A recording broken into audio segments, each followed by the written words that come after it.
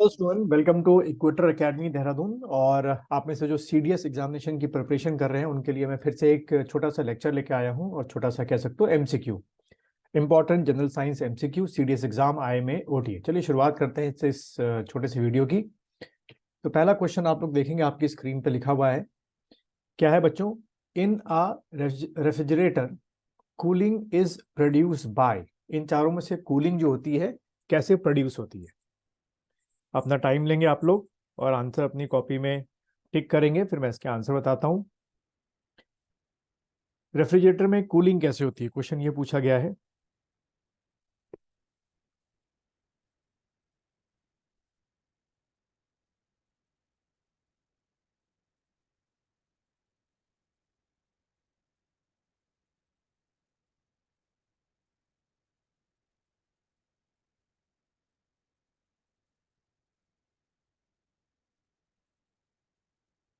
चलिए बच्चों, इसका जो आंसर है वो है आपका C, the evaporation of a volatile liquid.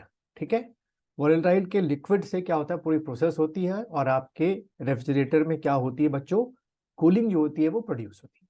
ठीक है, तो क्वेश्चन नंबर 1 का आंसर क्या होगा बच्चों? सी होगा। चलिए क्वेश्चन नंबर 2 को देखेंगे। आप लोग पढ़ेंगे आराम से क्वेश्चन को, 15 से 20 सेकंड का टाइम दीजिए। To achieve high value of rocket velocity one must have, यानी कि रॉकेट के कैरेक्टर को पूछा गया है, क्या हो सकता है इसमें से?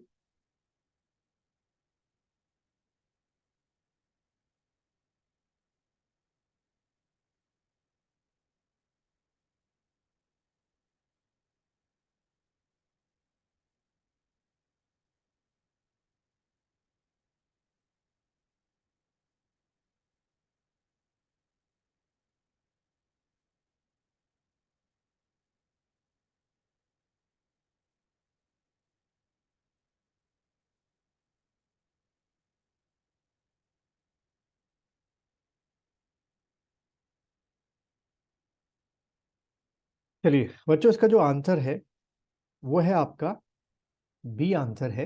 हाई एग्जॉस्ट वेलोसिटी होनी चाहिए, तभी आप अर्थ के जो जी फोर्स है उससे बाहर निकल पाएंगे।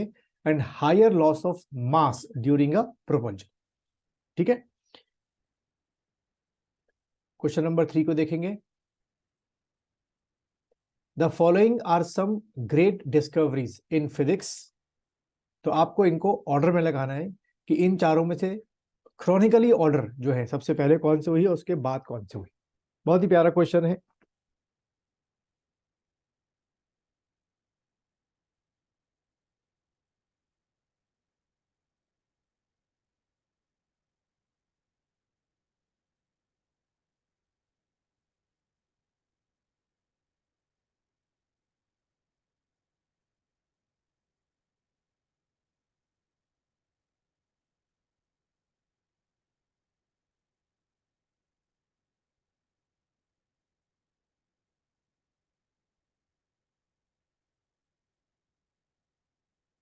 चलिए बच्चों, इसका जो आंसर है बिल्कुल उसी ऑर्डर में जिसमें लिखा हुआ है। पहले जो है आपका एक्सरेज का डिस्कवरी हुई, उसके बाद थ्योरी ऑफ रिलेटिविटी जो है, रिलेटिविटी जो है वो आया, फिर सुपर कंडक्टिविटी आपका आया, और सबसे लास्ट में आपका रमन इफेक्ट आया। यानी कि इसका जो आंसर बनेगा वो आप बच्चों आपका ए होगा।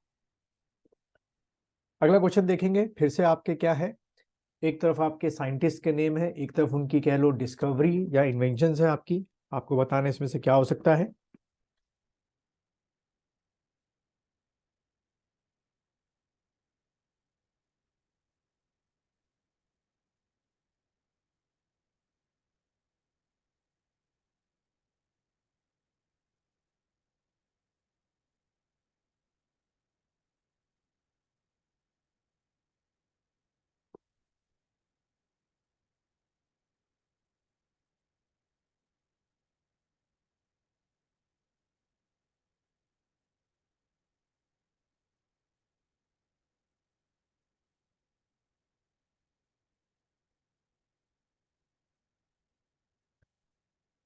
चलिए बच्चों, इसकी आंसर की अगर हम बात करें तो सबसे पहला जो आपका एस एन बोस है, इसका जो है, इन्होंने जो काम किया था आपका एस एन बोस ने, वो किया था एलिमेंट्री पार्टिकल्स स्टैटिस्टिक्स में, ठीक है।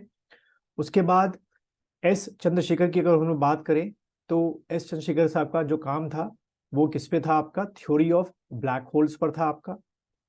उसके बाद एस रामानुज जो है, इनका काम जो है वो थ्योरी ऑफ नंबर्स पे रहा। और हमारे आर्यभट्ट जो है, इनका काम जो है एस्ट्रोनॉमी में रहा, यानी कि डी का 3, ठीक है। तो इसका जो आंसर बनेगा वो क्या बनेगा बच्चों, हिसाब से सी आंसर बनेगा आपका। चलिए नेक्स्ट क्वेश्चन देखेंगे। फिर से आपकी एक तरफ क्या है, डिस्कवरीज है, और एक तरफ आपके साइंटिस्ट हैं। आपको नीचे दे रखा है, आपको मैच द फॉलोइंग बताना है, इसका आंसर क्या हो सकता है।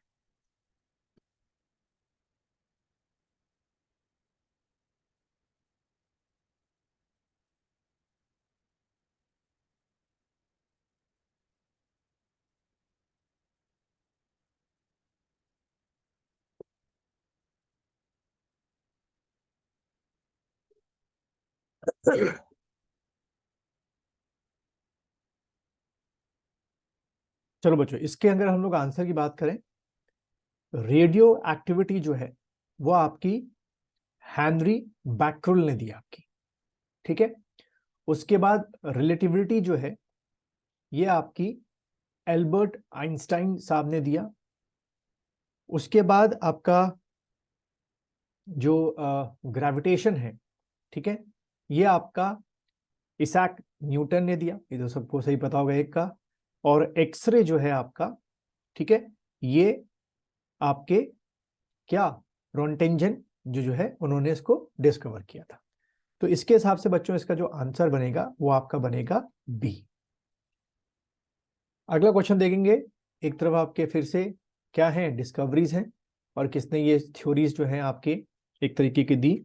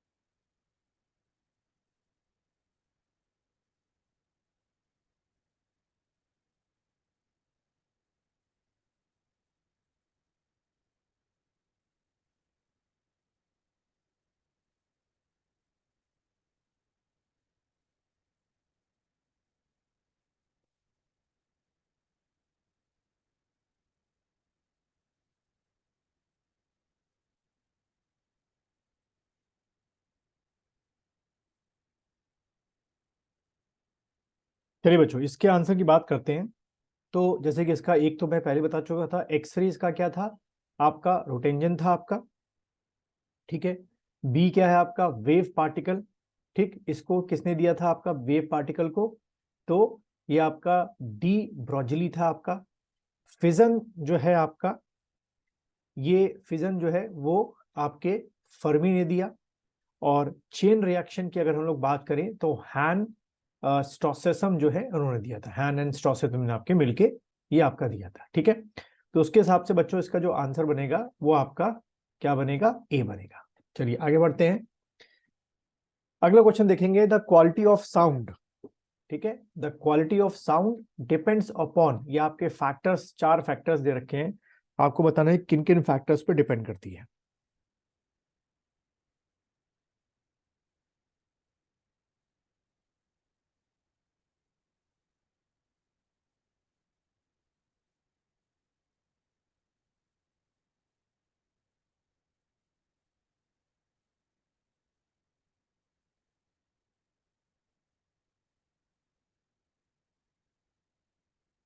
चलिए बच्चों, इसका जो आंसर है, पहला है साइज ऑफ वाइब्रेटिंग बॉडी, तो ठीक है, क्वालिटी ऑफ साउंड डिपेंड करती है।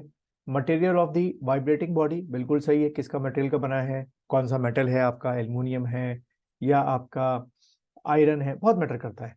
उसके बाद ओवरटोन प्रोड्यूस, ये भी बिल्कुल सही है। और शेप ऑफ वाइब्रेटिंग बॉडी, ये भी बिल्कुल सही है। तो बच्चों इसका जो आंसर बनेगा वो आपका बनेगा B. First, second, third, fourth सारे स्टेटमेंट क्वालिटी ऑफ साउंड के लिए रिस्पॉन्सिबल है।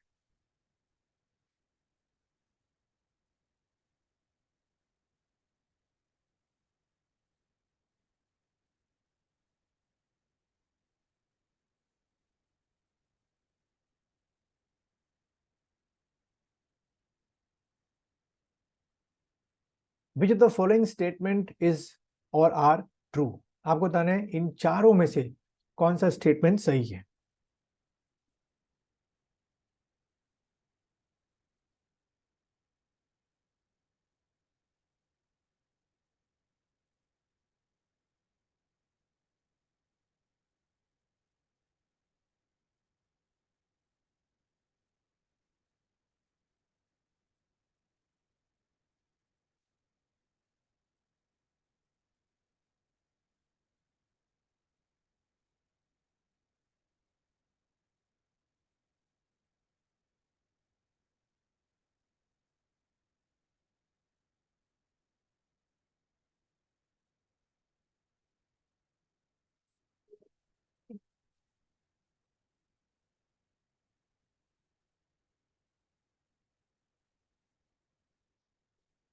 चलो बच्चों इसकी अगर हम बात करें, sound is a form of energy, बिल्कुल सही है। Sound stops when vibration of an object stops, क्योंकि जहां से साउंड आ रही है यानी कह सकते हो सोर्स अगर वही वाइब्रेट करना बन जाएगा तो साउंड आनी बंद हो जाएगी, तो बिल्कुल सही है। Sound is a transverse wave, ये स्टेटमेंट गलत है। और sound travel better in heavy gas than in light gas, ये भी स्टेटमेंट सही है। तो बच्चों इसका जो आंसर है वो आपका सी बनेगा, फर्स्ट, सेकेंड और फोर्थ। फिर उसके बाद डिवाइस, एक तरफ डिवाइस दे रखा है ठीक है, और एक तरफ राइट हैंड साइड पे कन्वर्जेंस दे रखे। ये भी बहुत क्वेश्चन कई बार आता है एग्जाम में। मैच द फॉलोइंग है देखिए क्या हो सकता है आंसर, आराम से टाइम लेंगे आप लोग।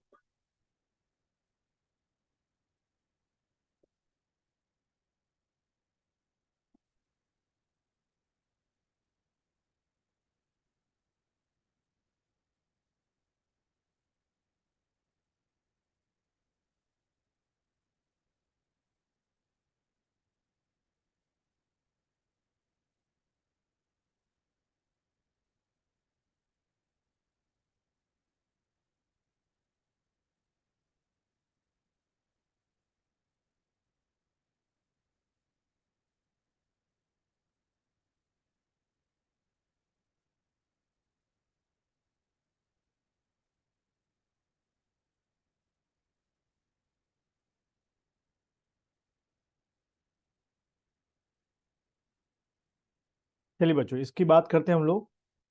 तो बैटरी जो चार्ज है वो क्या होता है, आपकी electric energy into chemical energy, ठीक है। उसके बाद आपका बैटरी क्या होती है आपकी, ये chemical energy into electrical energy होती है, जब भी आप लगाते हैं कन्वर्जन आपका होता है। उसके बाद वॉशिंग मशीन क्या करती है, इलेक्ट्रिक एनर्जी जो है केमिकल मैकेनिकल एनर्जी में करती है, भाई कपड़े आपके घूम रहे होते हैं मैकेनिकल फोर्स में चेंज हुई।